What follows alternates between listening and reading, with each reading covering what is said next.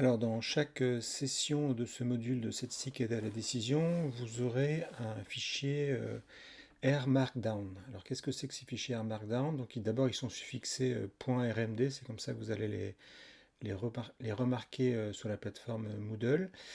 Et ce sont des fichiers dans lesquels j'ai pré-rempli des énoncés d'exercices et je vous ai laissé des espaces pour les réponses. Alors, ils sont tous, ils se présentent tous de la même manière, à savoir un en-tête auquel vous n'avez pas à toucher, et puis des espaces que vous devez remplir. Donc le premier espace, c'est votre nom. Ici, je l'ai pré-rempli avec mon nom, évidemment. Vous le remplissez avec le vôtre. Ensuite, il y a l'énoncé de l'exercice. Et puis de temps en temps, vous allez tomber sur des zones grisées, comme ça, qu'on appelle des chunks, des codes chunks. En l'occurrence, ici, c'est un code chunk avec du R dedans. Donc, plusieurs manières d'exécuter ce code dans RStudio, hein. Soit vous sélectionnez une commande et puis en tapant CTRL-Entrée, donc c'est voilà, CTRL-Entrée, c'est cette combinaison de touches qui va vous faire lancer la commande, ce que je fais ici. Là, rien ne se passe puisqu'il n'y a pas d'affichage des résultats, je n'ai pas demandé. Soit vous lancez les deux commandes en même temps en les sélectionnant, soit encore vous cliquez là juste sur Run Current Chunk, la petite flèche verte en haut à droite, et ça lance l'intégralité du chunk. Voilà.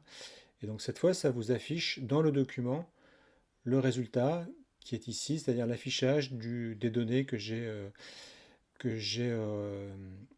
mis dans la session, donc les données LAMB ici, LAMB. Euh, Ensuite vient la première question, donc quelles sont les variables réponses explicatives? Et là, vous avez un espace pour taper votre réponse, donc vous pouvez taper comme du texte, hein, voici ma réponse, ça marche très bien. Parfois, vous aurez besoin de mettre du texte mathématique, et donc là, la règle la plus simple, c'est de la mettre entre dollars, et puis vous pouvez utiliser pas mal de choses, donc par exemple, pour mettre au carré, ça se passe comme ça, x au carré, vous voyez, ça s'affiche. X indice i, ça se passe comme ça. Et alors, vous allez avoir besoin d'un certain nombre de connaître un certain nombre de syntaxe, d'éléments de syntaxe en mathématiques. Et donc, je vous ai mis quelques exemples ici. Vous voyez la racine carrée, le carré, les indices, les epsilon, les alpha, les bêta, tout ça. Tout ça est rappelé ici. Et donc, normalement, ça va être suffisant. Si vous voulez séparer, vraiment mettre en avant une formule mathématique, au lieu des dollars, vous pouvez mettre ça. Begin equation array, end equation array. Le frac ici, c'est juste pour faire une fraction. Donc frac de pi sur 1 moins pi, ça s'écrit comme ça, etc. etc. Ok. Donc ça, c'est pour remplir le document.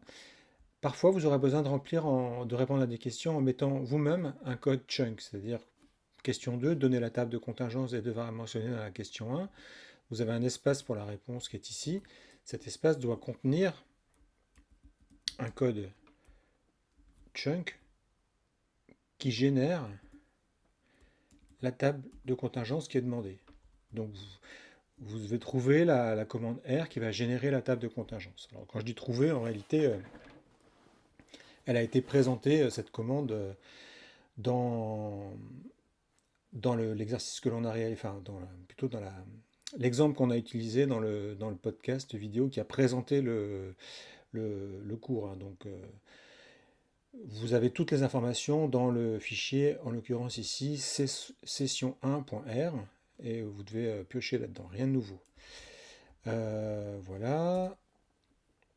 Enfin, dernier point, une fois que vous avez rempli l'intégralité de votre document, que vous pensez que tout est bon, que ça a l'air de marcher, vous pouvez générer un fichier HTML qui affiche ces résultats, qui crée un document synthétique affichant ces résultats. Pour ça, vous allez devoir compiler ce fichier, et la commande pour compiler, c'est knit, et même knit to.html ici.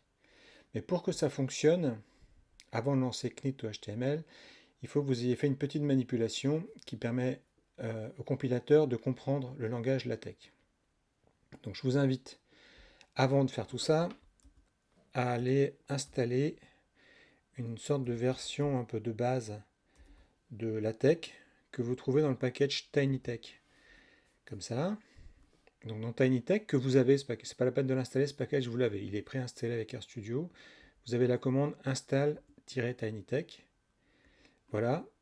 Moi je ne vais pas faire rentrer parce que j'ai déjà une installation de LaTeX qui est beaucoup plus importante sur mon ordinateur et je ne voudrais pas l'écraser, mais vous pouvez installer TinyTech en faisant ça.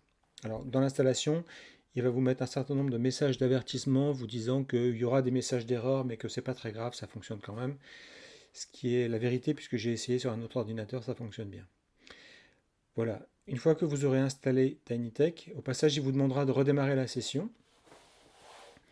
Eh bien vous pouvez réouvrir ce fichier R Markdown et puis cette fois le compiler vers HTML. Alors c'est ce que je vais faire ici pour vous montrer le résultat que ça produit. Voilà, donc si tout va bien, il termine par output created. Et puis output created, ça vous donne ce fichier HTML. Donc vous voyez qu'il a mis en forme un peu tout ça. Il y a les réponses aux questions. Les formules mathématiques ont été compilées de telle manière à ce qu'elles apparaissent de manière aussi jolie et compréhensible que possible.